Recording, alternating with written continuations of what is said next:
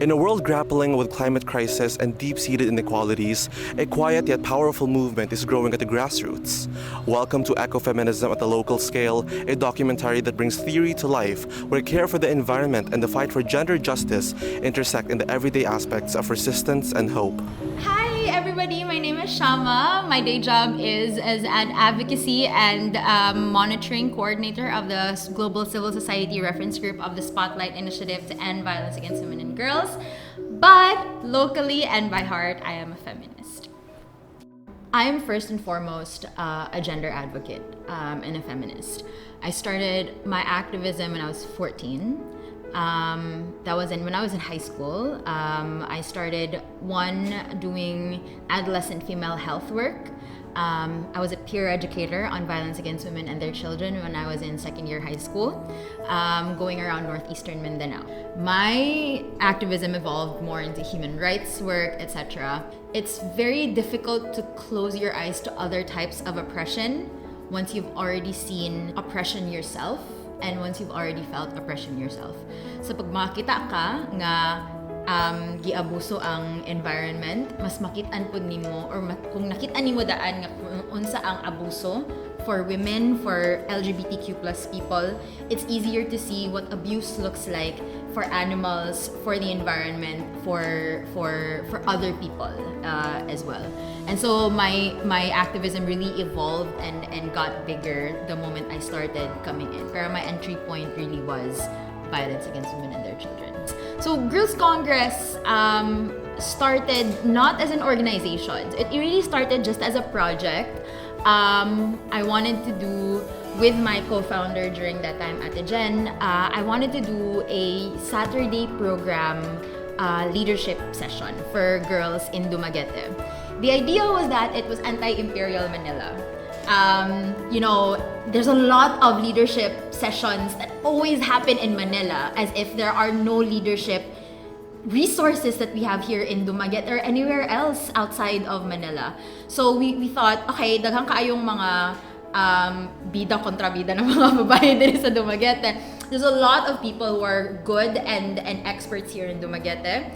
There's a lot of young women who need that here in Dumaguete. So if we can facilitate that space, no? So we started it, we wanted to do it and start October 11. And then we wanted to do it and end it on March 8. Okay, October 11, International Day of the Girl. March 8, International Working Women's Day. So it's a nice symbolic start and end to the sessions. And we created the sessions based on what we thought was going to be helpful. So we had theoretical sessions, we had celebratory sessions, and we had skill sessions. The theoretical sessions were more on what is intersectional feminism, what is school-related gender-based violence, what is GSC, what is climate justice, all that. And then the celebratory sessions are, we make sure that we have self-reflection sessions, we make sure that we have self-care sessions, we make sure that we have fun. So we have Christmas parties, etc. It's included in the programming of the work. And then lastly, the skill session. So we had dream boarding during that time. We had project management, lobbying, campaign, etc. All for 14 to 16-year-old girls in Dumaguete. So for Girls Congress, we do climate justice sessions. No? And our climate justice sessions is it's one of our fun sessions as well because we try to do it in Apo Island so that the girls actually can do a community visit there and understand how conservation happens. The way that conservation works in Apo Island is in conjunction with the community. No, it's not just like the people have to leave in order for the community or in order for the environment to thrive. So you wanted to understand how that works in Apo Island. However, the idea for climate justice and the work on climate justice came about primarily because Dumaguete is a very disaster prone and climate vulnerable area.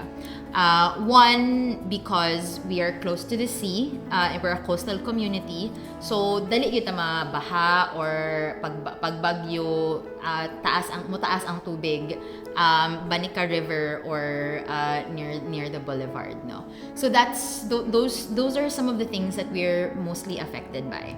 And the lens that we look at climate justice is not just that of climate justice, etc., with a gender blind analysis. We try to look at it from an ecofeminist lens, an ecofeminist analysis.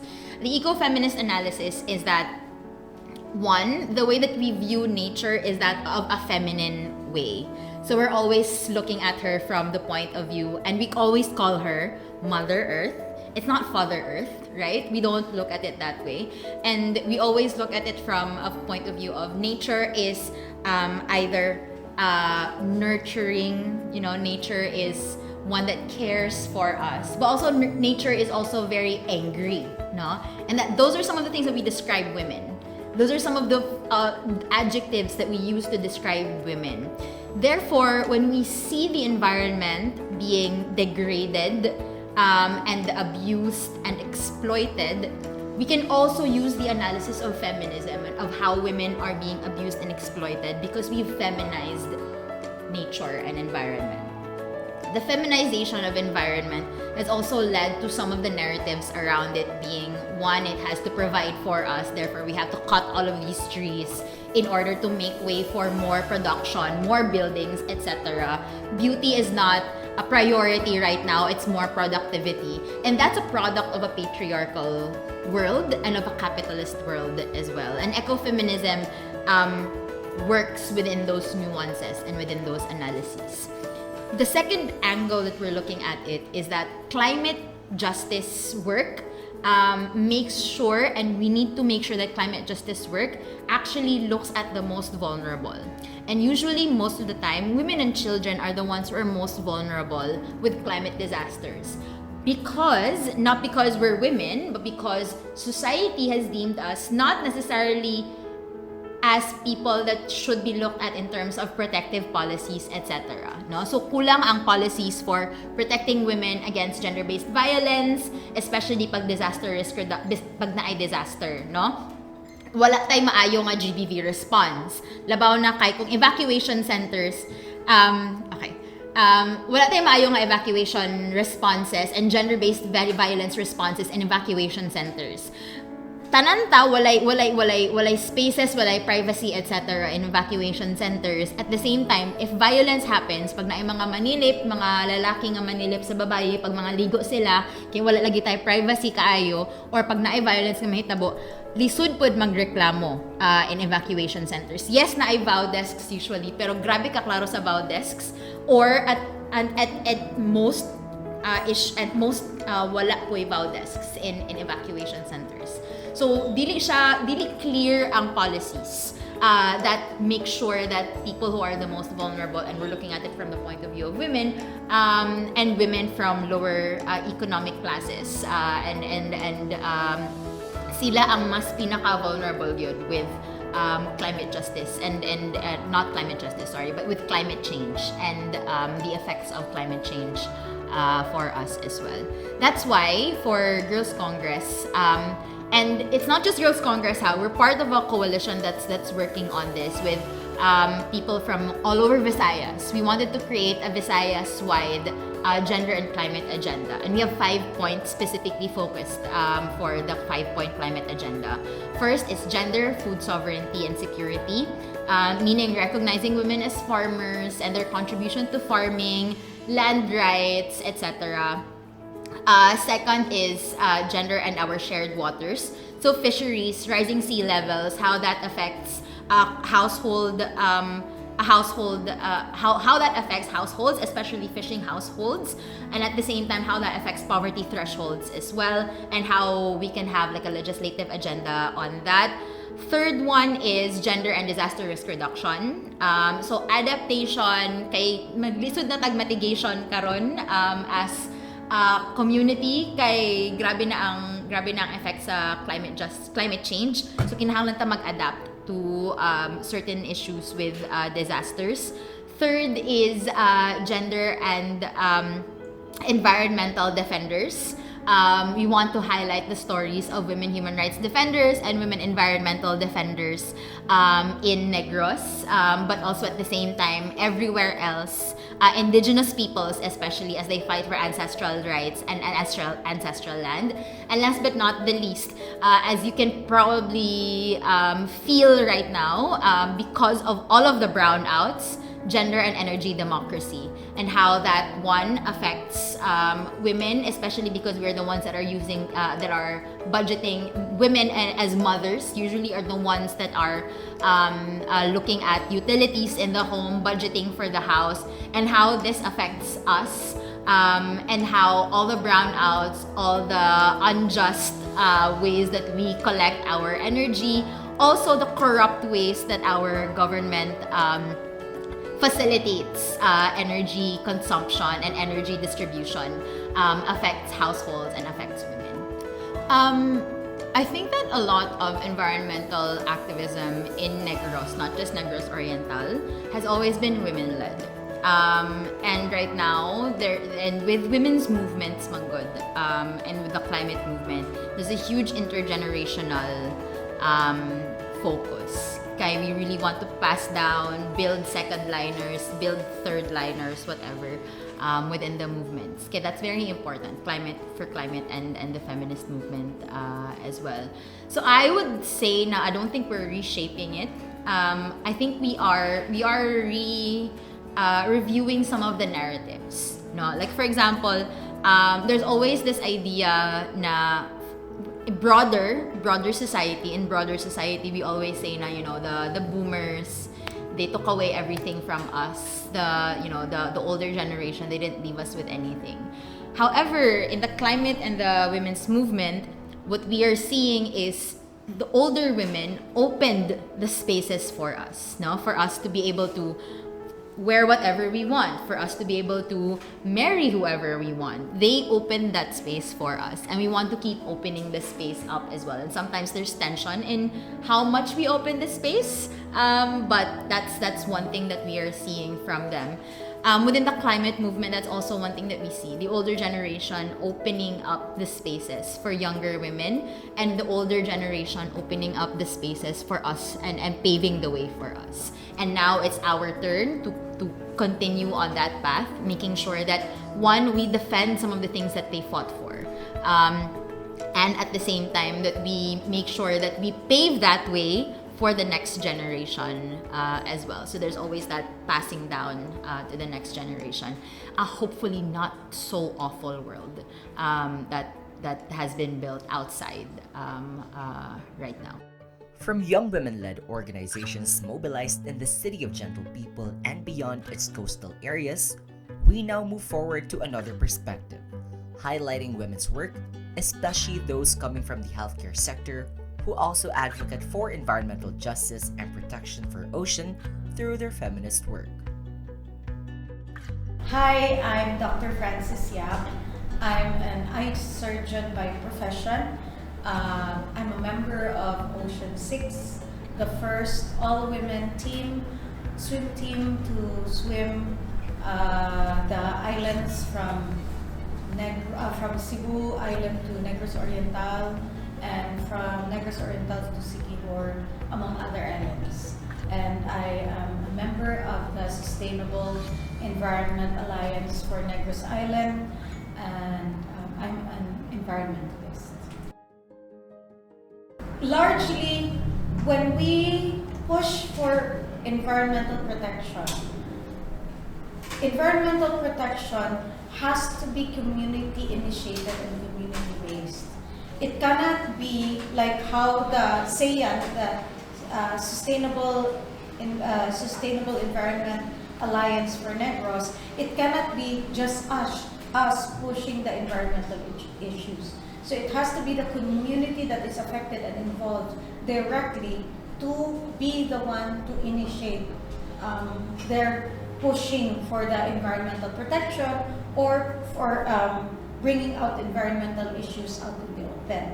So as these environmental issues are being community-based, we have largely to depend on a lot of the women that are in the community.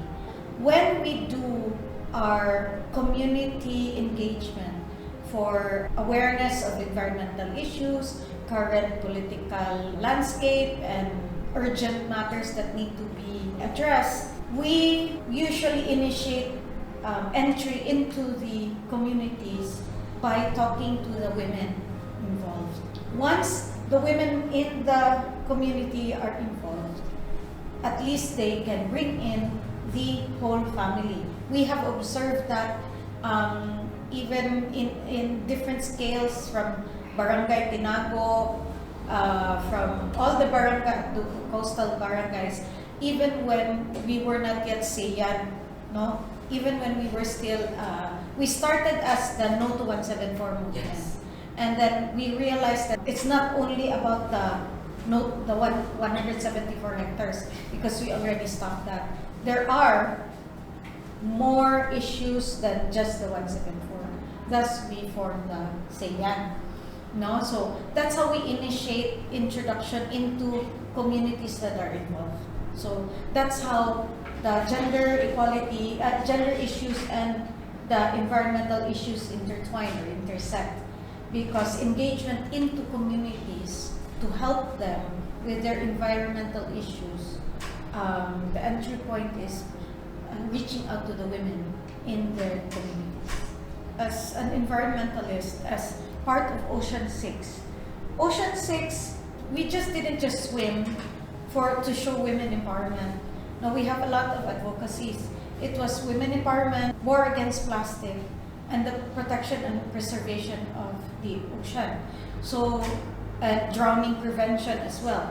However, as an Ocean 6 member, during the time at the height when the 174 issue was emerged, it was alarming for us because we are the protectors. We are tasked as environmental heroes. We were awarded as environmental heroes by WWF, no? So the World Wildlife Fund, Philippines, awarded us as environmental heroes, and we felt that there was a need to protect the ocean by the potential destruction of the 174. So it was extremely alarming for us, and we felt the need to step up and protect the ocean. In Dumaguete, there's a lot. There's a lot of environmental issues now. Pyrolysis. The problem now is the environmentalists, our opposition, or the ones who are anti-environment, are it's government.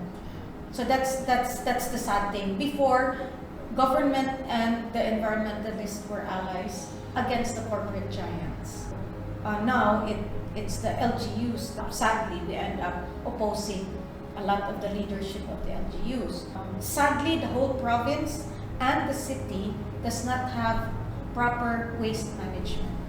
Here, I'm a doctor. I know for one, there is no medical waste management, zero medical waste management in the province and in the city. We have to outsource medical waste into Cebu. No? The trash that is being collected now, there's no segregation, so there's no proper waste management. I guess we were doing it before it was even named. And when we started out as Ocean 6, okay, so I am representing Ocean 6 in the capacity as being a member of the SEAN. It was more for women empowerment, and protecting and preserving the ocean was honestly secondary.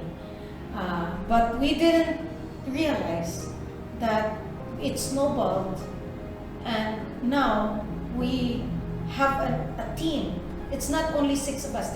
We started out as 6 women, pushing for women empowerment, as well as protecting the ocean. So that's eco-feminism in itself, because we were trying to show that women can do it, can cross different islands, and bringing awareness and protecting the ocean at the same time. So I guess that would be the embodiment of ecofeminism in my in my terminologies and in my life. But when we bring in gender issues in ecofeminism, it's not only to elevate women, but women leading the pack. You know, we're the ones who bring in the issues, bring in the people, encourage people, but we do not dismiss. How about the male? How about the other genders that who can help us in protecting the environment? We cannot cancel out the strengths of other genders. Diba? So, for me, it's not ecofeminism full stop. Ecofeminism is just the beginning, diba? In pushing for the environmental issues, in protecting our environment. Imagine sustainability. Women lead the pack, but we also follow through. Ecofeminism is not only seen in the health sector of our society today, it bleeds into the social and political systems embedded by the long-standing norm of patriarchy. To help discuss this from an activist lens, we bring you to a group dedicated to bringing to life the concept of modern heroism. Hi, my name is Ruth Andine. I'm a student from SPAG, School of Public Affairs and Governance, in Bachelor of Foreign Affairs. I'm the Secretary General of Dakila Dumaguete. Dakila is a organization of creative, youth, or artists and individuals working together to build a movement for heroism towards transformation and social change. Dakila Dumaguete, our collective itself, work in sustained and vibrant movement of Dumaguete youth in Negros Oriental. Feminism itself, from its origin, is controversial because it challenges the system. It challenges the patriarchy, the hierarchy, and even the colonial system that was imposed on us, that we were born into, and that we were forced to live onto. So from the get-go, has been controversial. And in my perspective, those systems are foreign to us. It's foreign from our origin, from our identity. And the best way to see this, and the best way to see how it is important, like ecofeminism in local scale, is when you look at that system as a foreign entity. Because you see it manifested in a local scale, how disconnected and incompatible it is for the people. In a local scale, we see that it goes back to locality, the grassroots, the communities, and in Dakila we have this conceptual framework: bayani, bayanihan, and bayan. So from the first go, bayanihan is supposed to reflect on oneself, and bayani begins with self-reflection, and bayanihan start to project and expands to the community around us and the environment around us. So in that sense, when we look at in localized context or even in marginalized community, because let's be honest, a foreign system tends to marginalize communities, and when we practice ecofeminism in this, it's not just in the form that we visualize it, because each community is different. And that's not to say that locals don't practice ecofeminism. They do practice ecofeminism. They live by ecofeminism. It's just not visualized in the same sense as we know it, or I may know it. Because for them, the term ecofeminism might be foreign to them as well. Like, they may not know that what they're doing is coined or termed as ecofeminism. And that's where it's important to touch in a local sense, because once you touch base with these communities, that's when there's an exchange of information. You learn their culture, you learn their practices, and in turn, you also exchange the information to them. And through this exchange of information, you begin to see self-reflection, and you begin to see and you begin to reflect on how internal and external factors around their environment shape how they are conscious with their livelihood and so on. And towards that, we build a movement.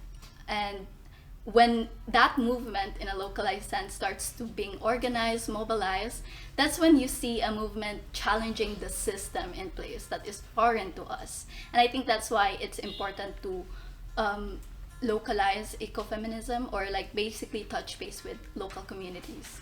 When you look at ecofeminism, you can break it in two words: eco, which signifies environmentalism, and feminism, right? So this all centers around intersectionality. And for me, the way to understand this and how we can work on this as community is how ecofeminism bridges feminism and environmental justice with social justice. Because in recognizing the multiple inequalities and how it's connected to feminism, environmentalism, we can look at just transitions, for example. We can look at minimum wage gaps that has gender lenses on it. We look at insecurities in food security, even agricultural practices and labor. And we look at health and welfare care and services that are massively lacking in this country for women, right? And to sort of like go into community base on this, I think what we need is good governance, community-led sustainable practices, gender inclusion especially, and promoting women's leadership in local policy making or even governance area, and education and awareness. I think we involve women directly in designing and implementing policies is the first step into it. We have different roles, we work in different ways, we work in different sectors as well, but the sustainability of environment and the welfare or well-being of our women in the society is a shared goal that we must all move forwards to. And I think one of those examples that I've given you on a small scale would be Miss Aloha Santos from the Dumaguete Women Waste Worker Association. She's from a Women Waste Worker Association. She rallied them to realizing that, hey, we have an unfair labor practice, we're not getting the benefits we need and protection we need, and they basically form a Magna Carta for women waste workers. And this even reached to a national level. She's not only just the president of Dumaguete Waste Workers for Women, but also the president for the Philippine National Waste Worker Alliance.